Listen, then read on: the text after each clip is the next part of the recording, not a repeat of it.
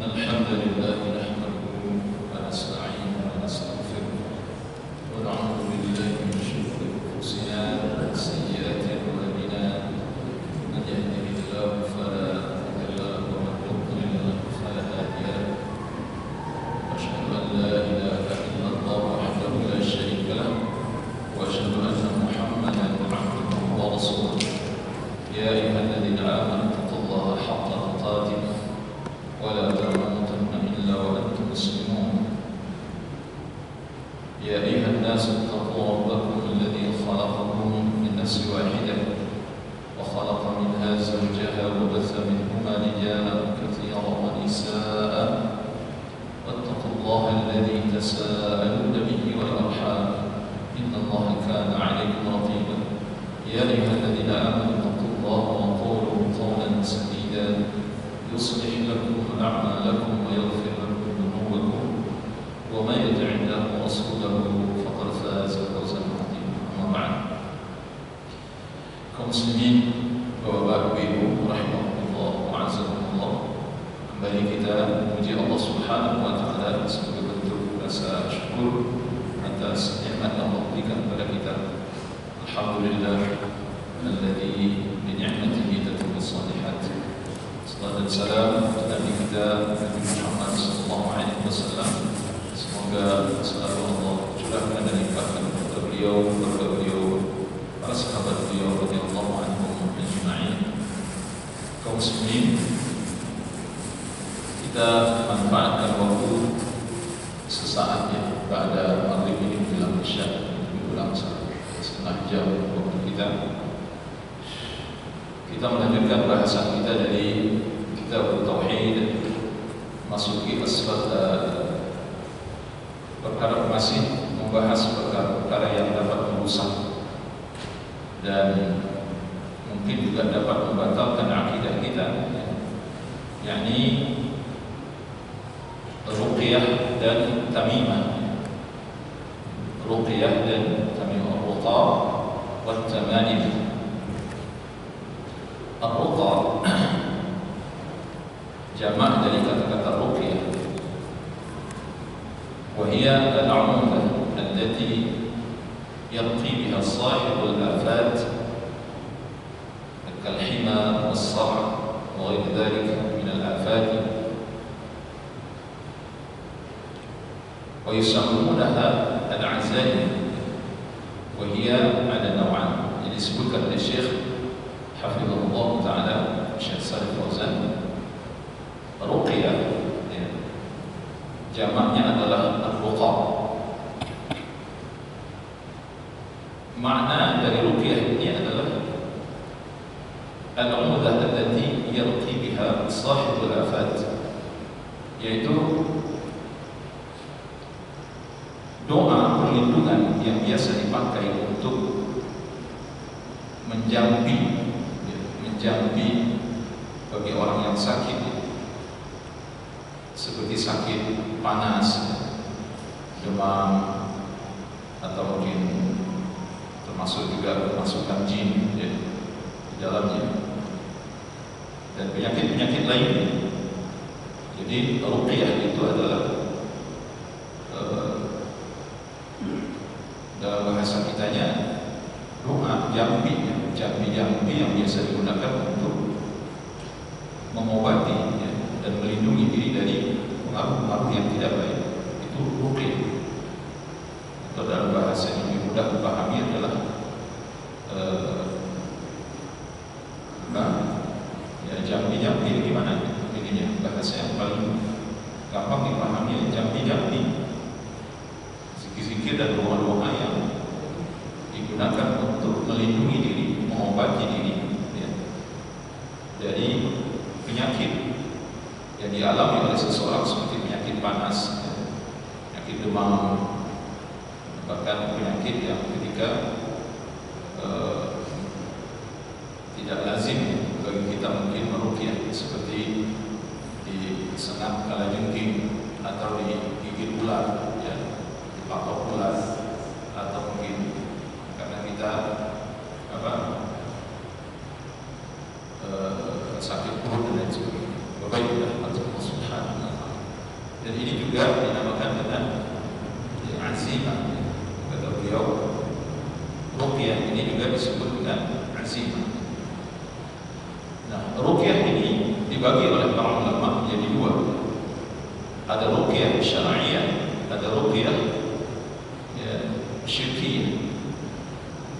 Ada ruqyah yang sesuai dengan syariat, ada ruqyah yang mengandung syirik. Bapak Ibu betul. Karena di tengah-tengah masyarakat kita, ruqyah ini sudah berkembang ya, masya Allah. Ya, pengobatan ruqyah maksudnya ini sudah melebihi dari apa yang terjadi di masa Rasulullah dan para sahabat, di masa para ulama. Bahkan ruqyah ini begitu populernya sehingga masyarakat awam sekalipun tahu kalau ada pengobatan dengan ruqyah itu. Maka penting bagi kita untuk memahami posisi ruqyah ini di dalam pengobatan ini. Nah, yang pertama, al-awwal, maka khaliyan min asy-syirk.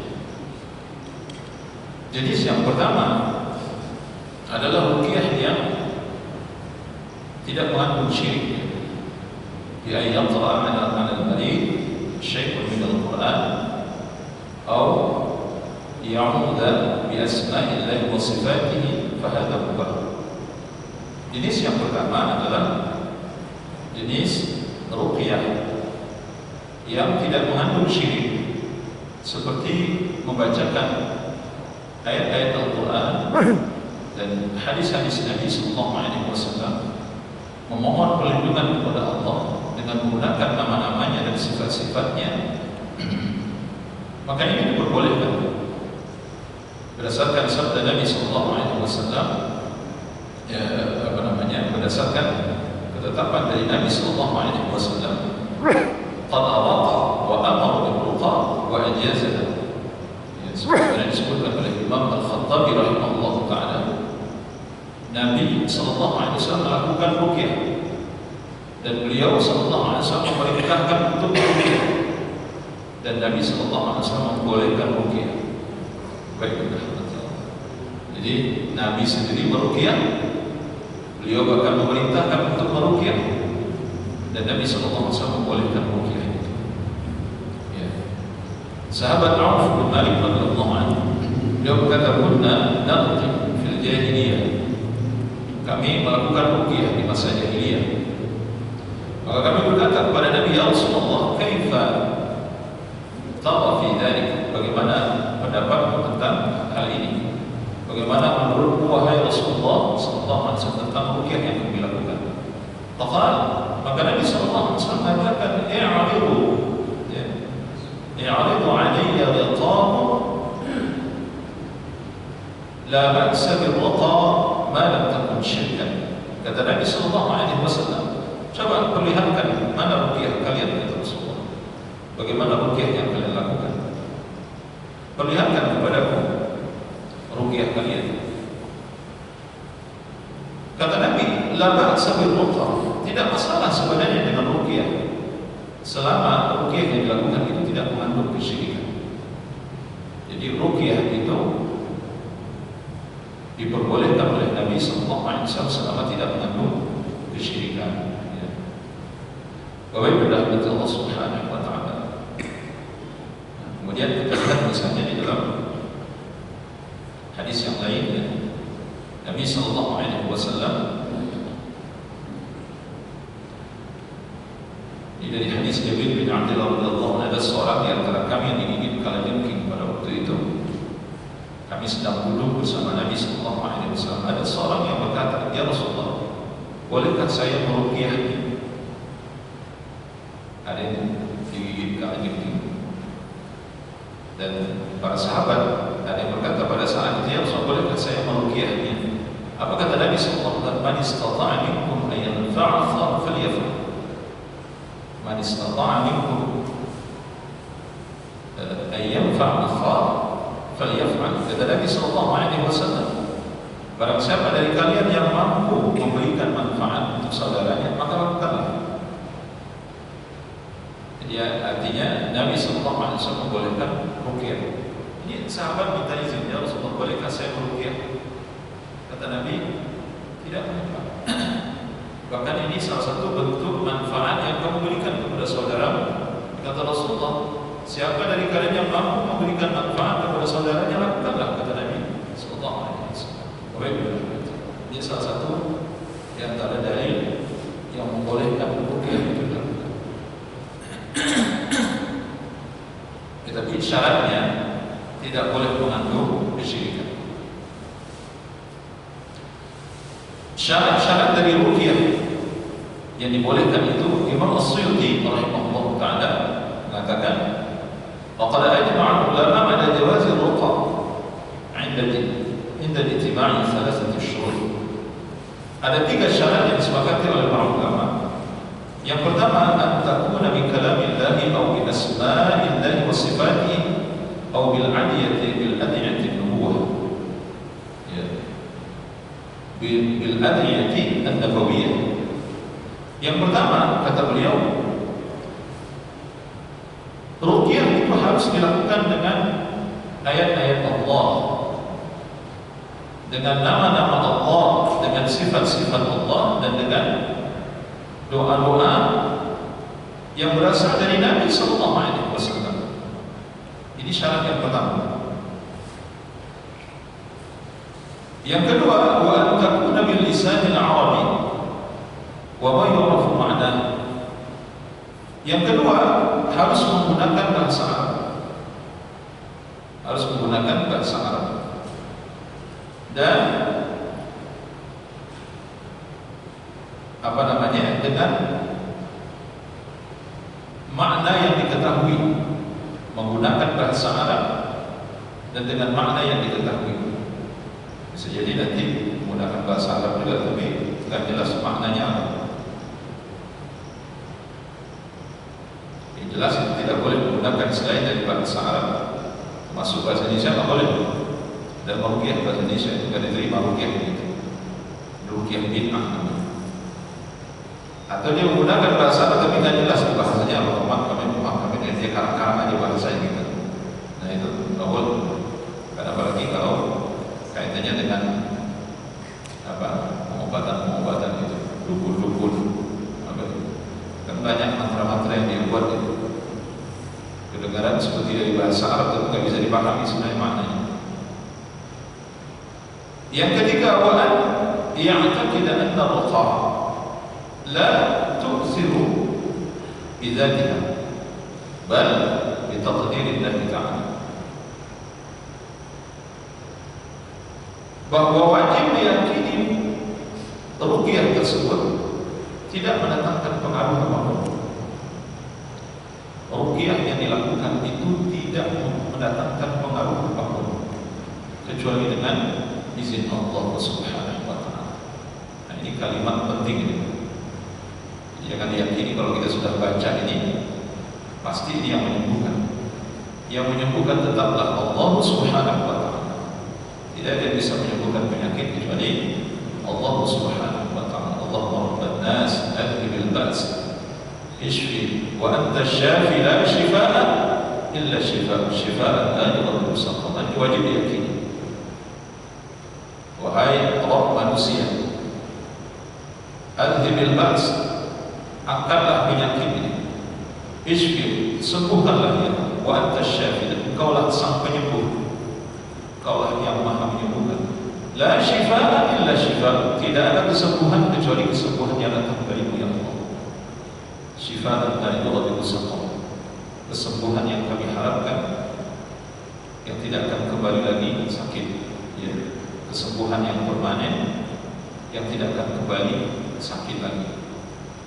Inilah kesembuhan yang kita yakini datang dari Allah Subhanahu wa ta'ala. Bapak Ibu yang dimuliakan Allah.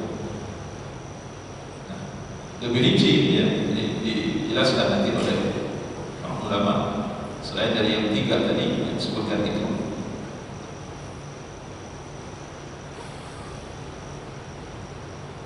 Ada lagi ditambahkan ya. Tidak boleh ada sesuatu yang haram dalam kandungan ruqyah tersebut.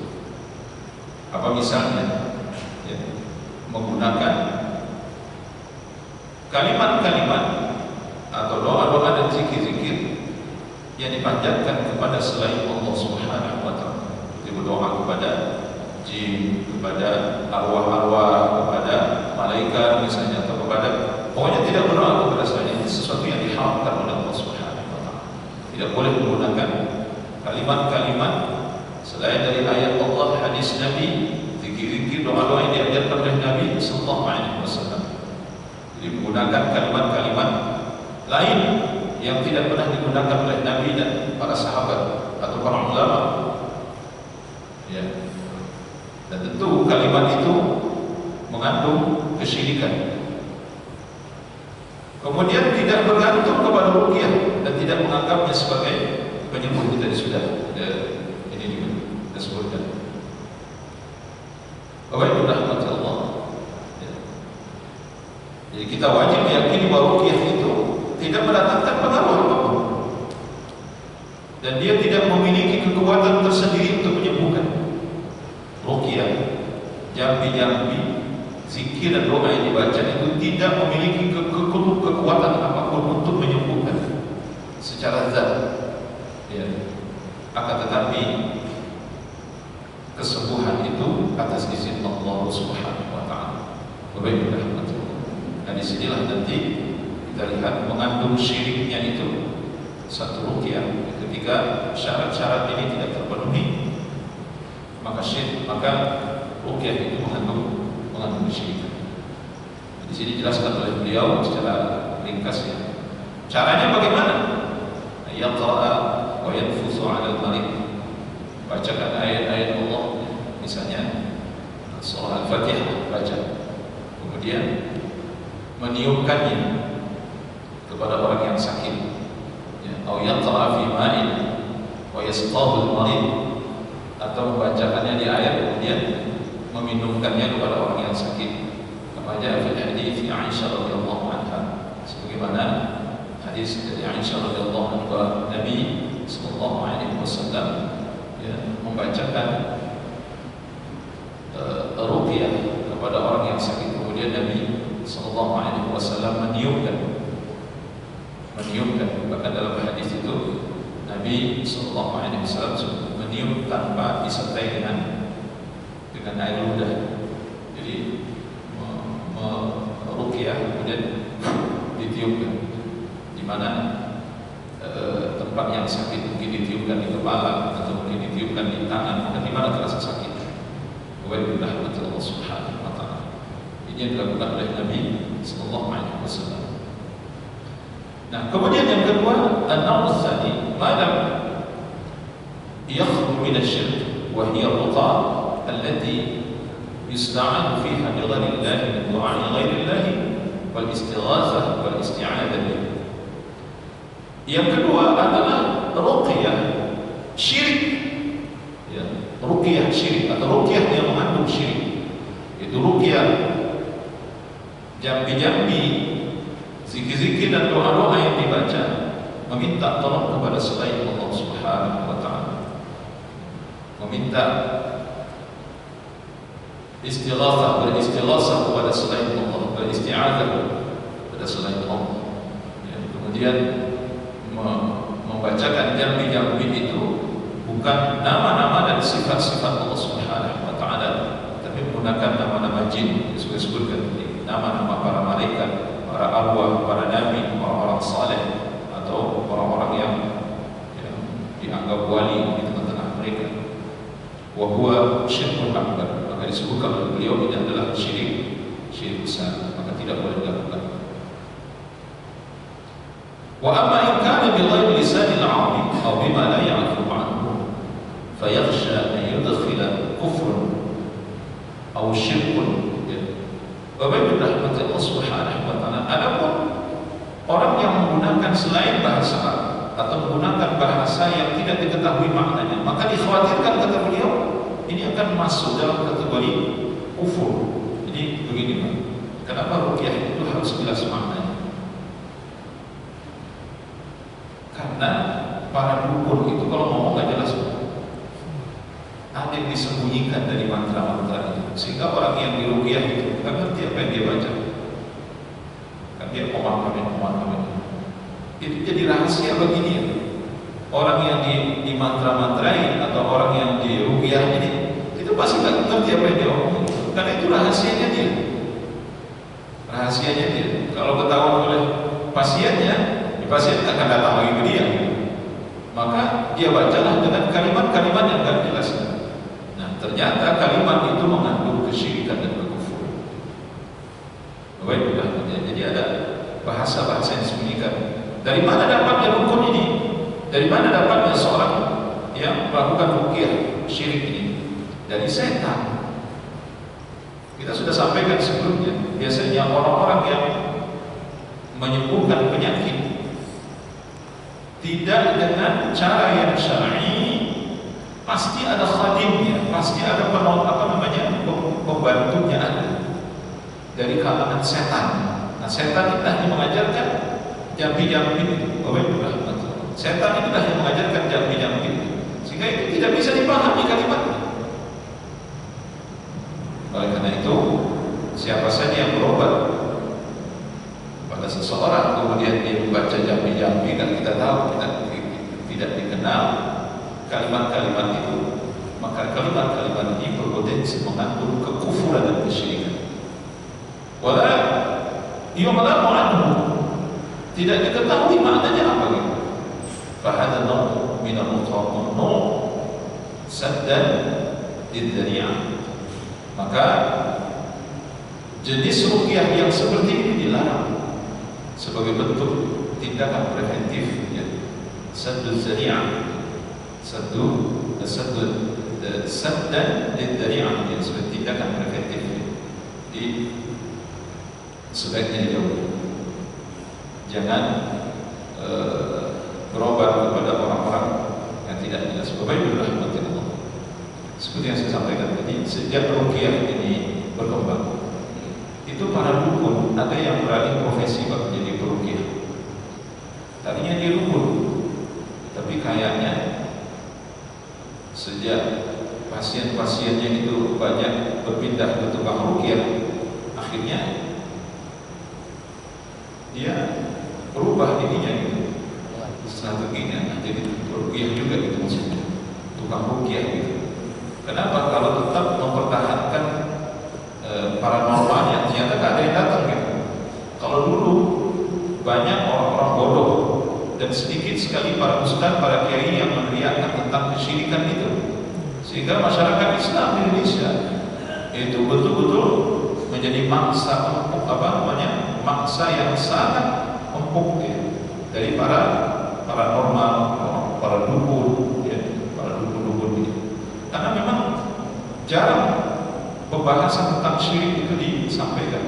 Tapi sejak pembahasan tentang syirik ini disampaikan oleh para dai, banyak dai sekarang, apalagi sekarang ini, masya Allah, tentang kesyirikan ini sering diteriakkan oleh para dai. Nah, itu para dukun sudah mulai ketar-ketir. Pasien-pasien mereka sepertinya sudah mulai tidak percaya kepada mereka. Akhirnya beralih kemana? Pergilah ke tukang ruqyah. Nah, oleh karena itu, karena mereka juga seorang muslim, ya sudah, belajarlah baca Quran, dihafallah ayat-ayat dan hadis-hadis untuk meruqyah. Akhirnya sudah pelangnya dari ganti, tadinya paranormal atau orang pintar, sekarang sudah ganti ruqyah di situ. Akhirnya datanglah pasien itu, dia mau ganti dengan ruqyah. Bapak-ibu, tapi kalau ini dilakukan oleh orang-orang yang tidak mengerti dengan syariat, tidak mengerti agama, tetap saja besar kemungkinan akan terjerumus kepada kesyirikan. Karena cuma topeng doang. Baiklah, Allah Subhanahu wa Ta'ala. Oleh karena itu harus kita waspadai, kita harus berhati-hati dengan pengobatan-pengobatan yang bertopengkan ruqyah, ya, pengobatan-pengobatan syariah. Baiklah, Allah Subhanahu wa Ta'ala. Atas sedikit hari ini ada orang yang menamai dirinya kiai, ya, menamakan dirinya ahli pengobatan ini, terlihat seperti orang ahli agama, padahal mereka sama sekali bukan ahli agama. Baiklah, kalau kita lihat siapa yang meruqyah, itu orang sangat memahami Al-Quran dan hadis Nabi Sallallahu Alaihi Wasallam, sehingga ruqyah yang dibacakan itu betul-betul menjadi obat. Karena orang yang membacakan adalah orang yang alim dan hatinya bersih. Wa Allah Subhanahu wa Ta'ala. Tapi kalau yang meruqyah ini orang setengah imannya, ya, setengah keislamannya, kemudian jadi peruqyah, maka juga mempan-mempan peruqyah. Setiap kali diruqyah, ya mungkin ngaruhnya dikit-dikit aja. Itu pun mungkin dipermain-mainkan oleh setan. Nah, ini harus hati-hati. Jadi setan itu mempermainkan tukang ruqyahnya satu, kemudian pasiennya juga. Kita harus berhati-hati dengan Allah Subhanahu wa Ta'ala. Ada riwayat yang kita dapat ini misalnya seperti orang-orang yang tertipu karena ruqyah.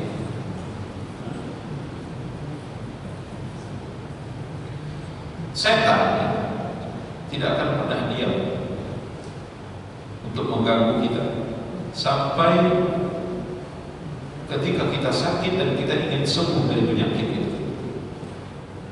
Dan setan melihat apabila ketergantungan kita terhadap satu bentuk pengobatan, katakanlah ruqyah ini, apalagi kalau kita sampai meyakini ini bisa mengobati memberikan kesembuhan terhadap sakitnya kita, maka disebutkan oleh Syekhul Islam Ibnu Taimiyah rahimahullah dan ulama-ulama lainnya, setan itu akan mempermainkan orang yang sedang sakit dan mempermainkan orang yang meruqyah.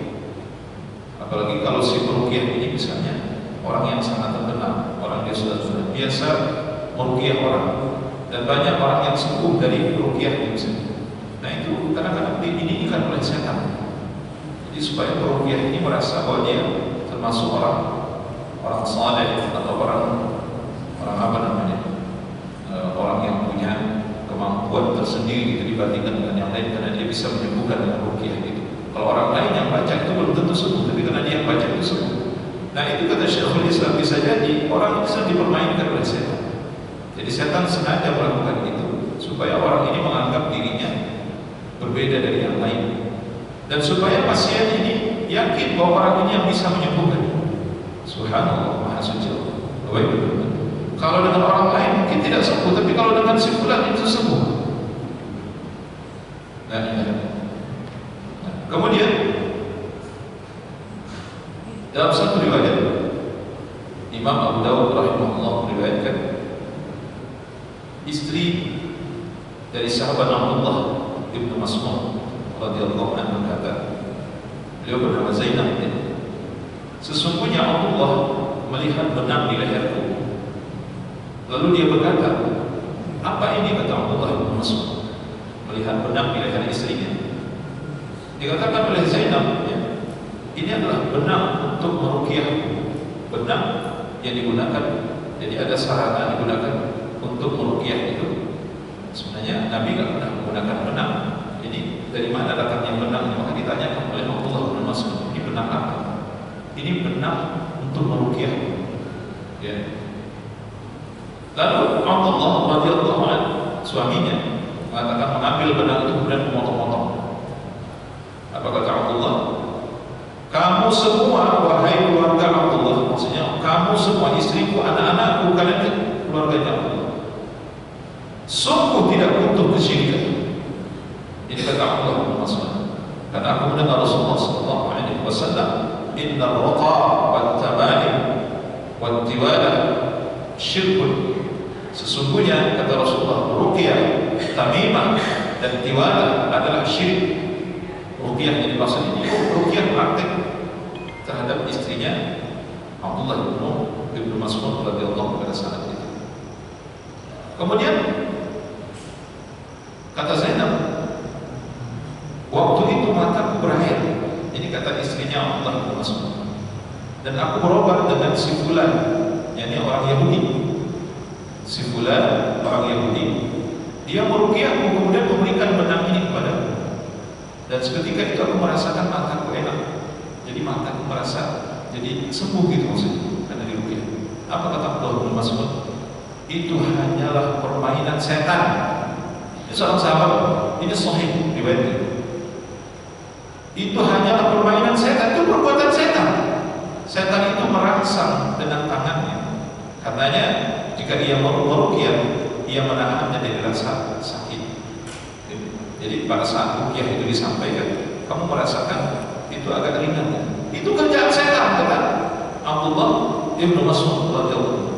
Akan tetapi cukuplah bagimu mengucapkan sebagaimana yang diucapkan oleh Nabi, Adhibil ba's rabban nas washfi anta syafi la shifaa illa shifaa shifaa la yughadiru saqama. Wa rahmatullah. Cukup bagimu baca ini, kata Allah bin Mas'ud.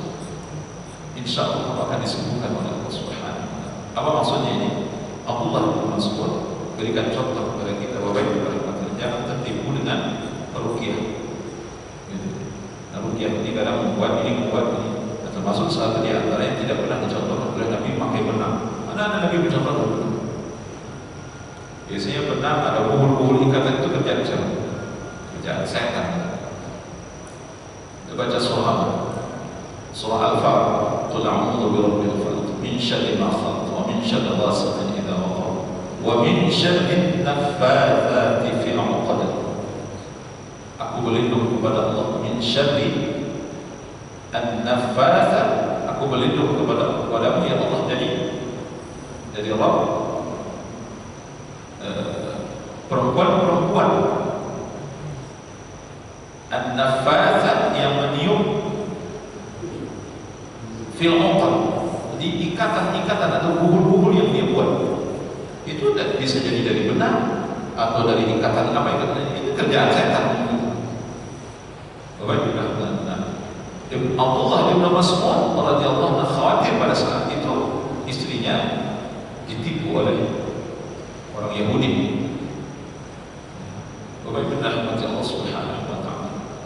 Bisa jadi orang yang meruqyah itu merasa dirinya adalah seorang yang berbeda, ya seperti wali Allah gitu misalnya. Dia bisa menyembuhkan orang. Itu nanti rasa itu ditanamkan oleh setan ke dalam hatinya. Bapak Ibu rahmati. Ini disebabkan kenapa? Karena banyaknya pasien yang sudah sembuh karena ruqyahnya. Apalagi banyak orang yang sengaja datang ke sana sakit ini sakit itu, kemudian dia ruqyah ya, dengan izin Allah sembuh. Tetapi setan memasukkan ke dalam hatinya, kamu hebat ya, kamu beda dari yang lain, kamu ini wali Allah. Jadi peruqyah itu tertipu, kemudian pasien juga semakin percaya kepadanya. Itu ustaz itu, kiai itu bisa menyembuhkan. Bapak Ibu Allah Subhanahu wa taala. Oleh karena itu termasuk yang disebutkan oleh para ulama, seseorang yang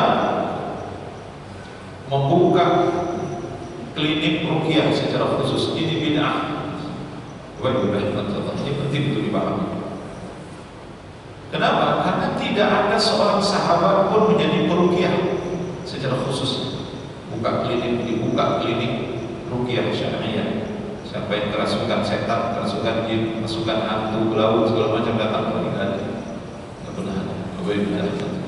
Demikian pula di kalangan para ulama, para mereka adalah orang-orang yang paling alim, yang paling ikhlas hatinya dalam beragamanya.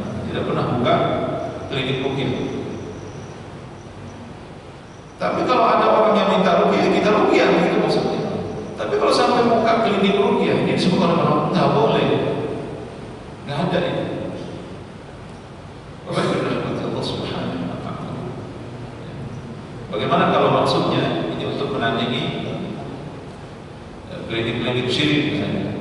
Ya tidak begitu caranya. Untuk menandingi itu ya harus kita jelaskan kepada mereka, kepada kaum muslimin khususnya, jangan mendatangi tempat-tempat pengobatan yang tidak syar'i.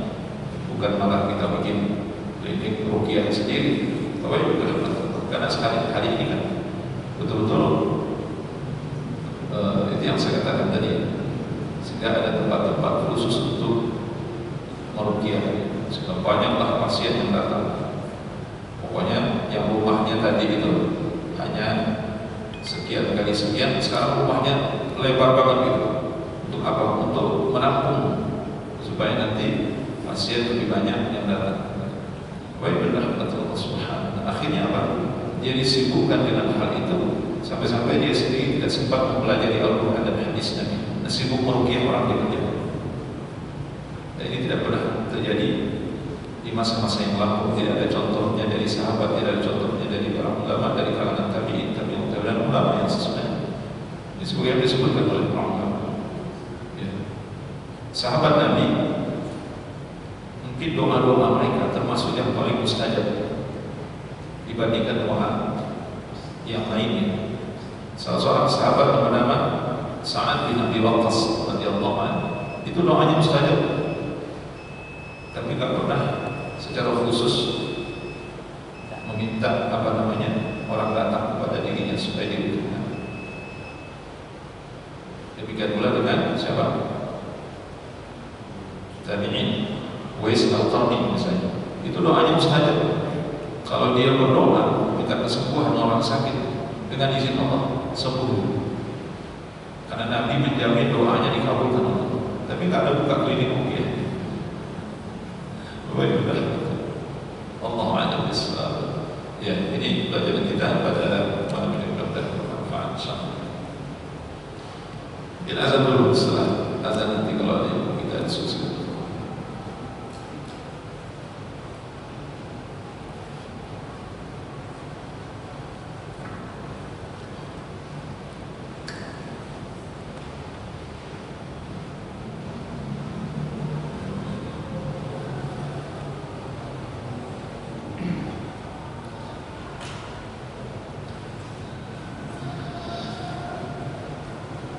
Allahu Akbar, Allahu Akbar, Allahu Akbar, Allahu Akbar.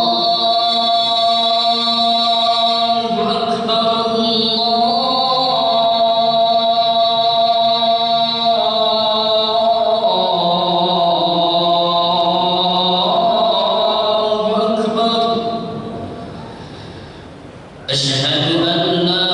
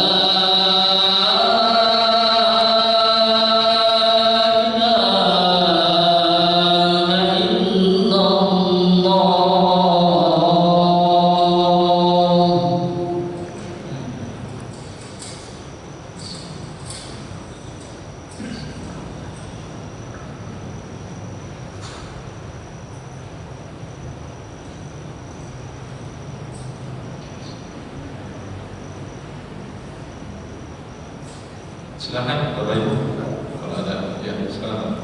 Assalamualaikum warahmatullahi wabarakatuh. Assalamualaikum. Terima kasih atas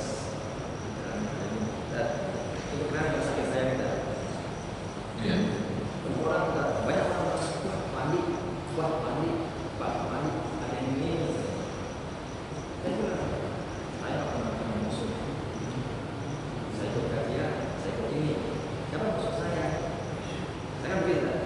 Tapi memang dari ini orang tuh nggak percaya kalau itu baru minggu sebenarnya. Terus kalau saya percaya dengan begitu, saya sering pertama. Terus yang kedua, ini cuma dalam kesan ya pemerintahan. Jadi Anda harus pakai ini gitu. Gimana? Bukan ada ustaz yang desainkan. Nah, itu bagaimana? Jadi banyak pendamping. Saya banyak ustaz saya di pokok juga kan gitu. Itu aja. Nah, bagaimana kalau tidak ada istilah kasih dasar untuk Salam. Iya, kita nggak boleh percaya begitu aja. Oh ini diguna-gunai orang ini. Oh ini di apa namanya disihir orang ini. Itu butuh bukti. Orang yang ngomong itu harus bertanggung jawab gitu maksudnya. Ada bukti atau tidak? Karena namanya guna-guna atau sihir itu nyata gitu. Kita udah bahas sebelumnya. Kalau nuduh-nuduh saja tapi tidak bisa mendatangkan bukti, itu jadi fitnah intinya. Maka yang terbaik adalah kita tidak usah percaya dengan hal itu. Yang jelas ini sakit ya kita obati. Nah, salah satu cara pengobatannya adalah ruqyah. Nah, sekarang pertanyaannya apakah ruqyah ini harus dengan seorang ustaz atau tidak? Bahkan disebutkan oleh para ulama, ruqyah terbaik adalah ruqyah yang kita lakukan sendiri. Ruqyah terbaik itu adalah ruqyah yang kita lakukan sendiri. Kalau dulu di zaman Rasulullah, kenapa orang datang kepada Nabi secara khusus? Karena doa Nabi itu mustajab. Kalau Nabi berdoa sembuh-sembuh. Makanya sengaja datang ke Nabi itu maksudnya. Nah kalau kita kan tidak ada jaminan doa kita bisa menyembuhkan. Dosa kita banyak begini, ya, ibadah gak jelas begini, minta doa. Siapa kita? Orang datang ke Uwais Al-Qarni dulu, disebutkan dalam riwayat, sampai-sampai beliau mengasingkan diri supaya ini tidak lagi orang datang kepada beliau. Beliau takut nanti terjadi kesyirikan, jadi percaya. Akhirnya Uwais itu karena saking banyaknya orang minta doa kepada dia, akhirnya lari. Dia mengasingkan diri. Dia nggak mau itu. Baiklah itu. Nah, manakah yang lebih dekat doanya akan dikabulkan? Doa orang lain atau doa kita? Ya doa kita. Sebaik-baik doa adalah doa yang dipanjatkan oleh diri kita sendiri untuk diri kita, keluarga kita. Siapakah yang paling ikhlas mendoakan diri kita? Ya kita sendiri, Pak. Maka tak perlu minta doa kepada orang lain itu sebenarnya. Ya kecuali sekedar ini saja membantu ya. Tetapi kalau yang pertama kita mendoakan diri kita sendiri. Perlu nggak ada semacam pendamping? Ya siapa yang dimaksud? Apa Ustaz bisa menolong kita dari sihir? Nggak bisa sama sekali. Kalau ada yang menyihir Bapak, nggak ada yang bisa kecuali Allah Subhanahu Wa Taala. Maka jadikanlah pelindung itu hanya Allah saja. Nah seharusnya orang ini menasihati jangan lupa baca zikir pagi petang Pak. Nah itu betul itu. Itulah cara kita untuk melindungi diri yang diajarkan oleh Nabi Sallallahu Alaihi Wasallam.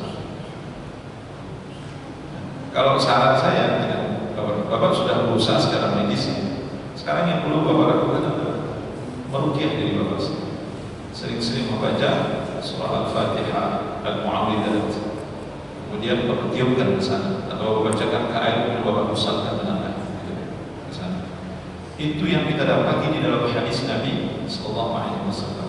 Atau mungkin ya kalau Bapak percaya kepada seseorang yang biasa mengobati dengan ruqyah juga, ya, kita tahu dia orang saleh, orang yang taat kepada Allah, silakan saja. Tapi itu bukan yang utama. Yang utama tetap diri kita. Yang utama tetap diri kita. Saya lagi Ustaz, Kiai, Habib nggak bisa nolong kita, sama sekali nggak bisa. Kalau kita kena sihir, nggak ada yang bisa menolong kecuali Allah Subhanahu Wa Taala. Allah Maha Besar. Ini bahasa kita malam ini, Masya Allah. Ya. Jadi, ya Pak, ya, ini waktunya sebenarnya sudah habis. Tapi kalau Pak nanya boleh. Ya. Saya ini pengalaman diri saya sendiri. Ya. Saya sering berukia diri sendiri Ya. dengan pertama bersama kepada Rasul saya membaca Al-Fatihah dan 3 ayat terakhir Al-Quran. Itu mohon kepada Allah, ya Allah, aku mohon rahmat berkatmu dengan membaca surah Al-Fatihah ini menyembuhkan, menyehatkan jasmani dan rohani itu dan menyembuhkan segala penyakit yang ada. Lalu saya baca Al-Fatihah mungkin biasanya sampai 100 kali saya baca Al-Fatihah. Dan paling banyak 100. Iya. Boleh sedikit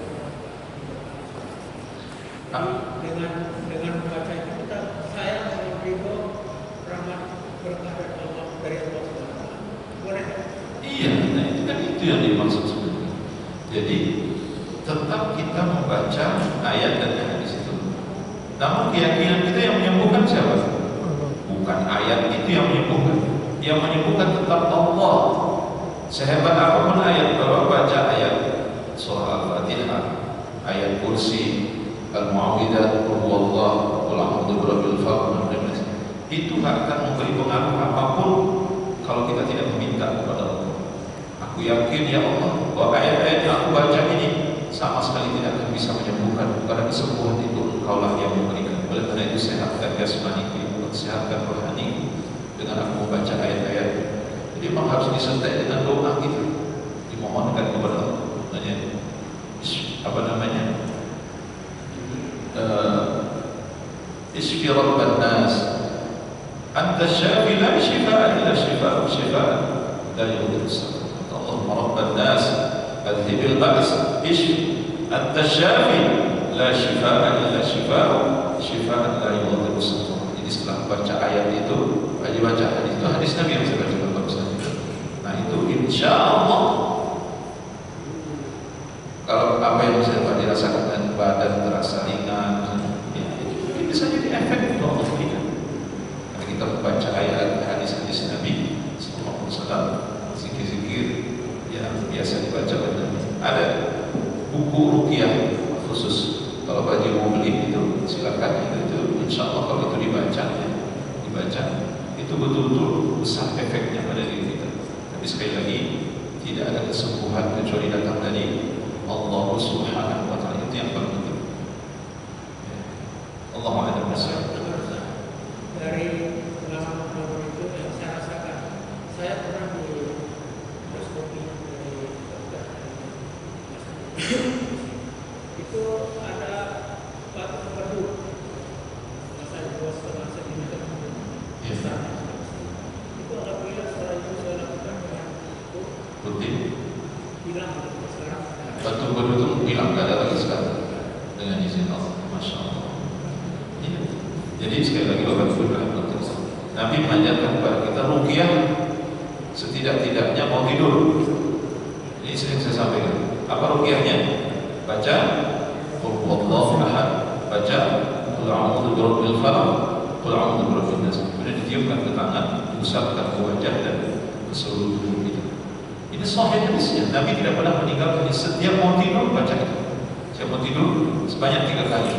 Dengan izin Allah, bukan hanya penyakit tubuh, tapi juga penyakit yang ada dalam hati kita akan diangkat oleh Allah Subhanahu Wa Taala. Dan tambah ayat kursi dan Ya, bukan tambah ayat kursi. oh ya, ayat kursi itu yang pertama. Tapi ayat kursi itu bukan diruqyahkan ke badan secara khusus. Ini maksudnya diruqyahkan, ya ditiupkan.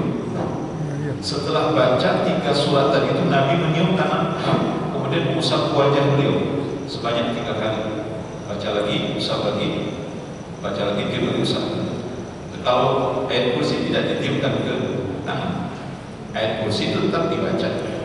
Nah itu secara khusus untuk menjauhkan kita dari gangguan setan. Ayat kursi itu. Kalau ini tidak, ini betul-betul seperti untuk menyembuhkan agar kita tidak tertimpa penyakit, baik itu hati maupun fisik.